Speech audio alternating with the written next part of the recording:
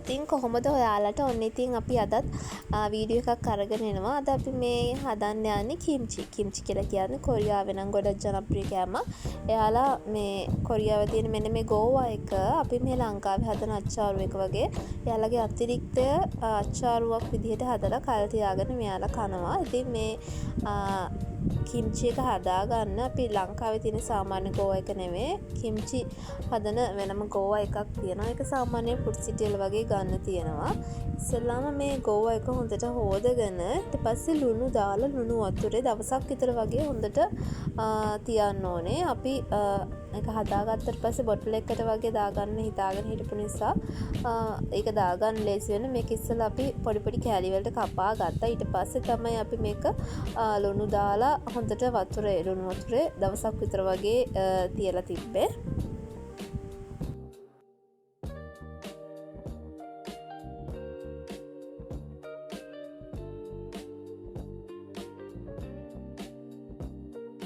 ඊළඟට මේක අර එළවලු දාලා හදන එළවලු අච්චාරුවක් නිසා අපි මේ කිම්චි එක හදද්දී ඇපල් ගෙඩියකුයි තව කැරට් රාබු වගේ දේවල් දාලා තමයි අපි කිම්චි එක හදාගත්තේ. ඉතින් මේ ඇපල් රාබු කැරට් මේවා පොඩි පොඩියට කපා ගන්න ඕනේ. එහෙම කපාගෙන තමයි මේක හදාගන්නේ.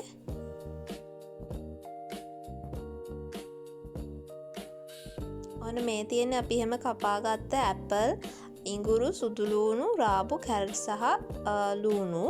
ඉතින් මේ ටික ඔක්කොම අපි එකට දාලා බ්ලෙන්ඩ් කරගන්නවා. තලපයක් වගේ හදාගන්නවා. මේකටම කෑලි මිරිසුත් එකතු කරලා අපි මේක බ්ලෙන්ඩ් කරගන්න ඕනි. මේ තියෙන්නේ අපි එහෙම හදාගත්ත මිශ්‍රණය. ඊට පස්සේ අපි පෑන් එකක් ලිපේ තියලා ඒකට වතුර දාලා වතුර නටාගෙන එනකොට මේකට දාන්න ඕනේ හාල් පිටි. හාල් පිටි අපිට අවශ්‍ය ප්‍රමාණයට හාල් පිටි දාලා ඉවර වෙලා ඒක අර උකු මිශ්‍රණයක් වෙනකම් හොඳට ලිපේ හැඳි ගන්න ඕනේ. හැඳි ගාලා මෙන්න මේ විදිහට එනකොට අපි ඒකට එකතු කරගන්නවා මිරිස්. මේකෙදි ගොඩක් වෙලාවට ගොඩක් මිරිස් එකතු කරලා තමයි මේක හදාගන්නේ. ඒ නිසා ඔයාලට සැර ඇති කියලා හිතන ප්‍රමාණයට මිරිස් එකතු කරගන්න. ඊට පස්සේ එහෙම හදාගත්ත අර කලින් හදාගත්ත බ්ලෙන්ඩ් හදාගත්ත මිශ්‍රණයට මේ අපි කලින් අර ගෝවා ලුණු වතුරේ දාලා පොඟවගත්ත ගෝවා ටික දාලා හොඳට මේක මික්ස් කරගන්නවා.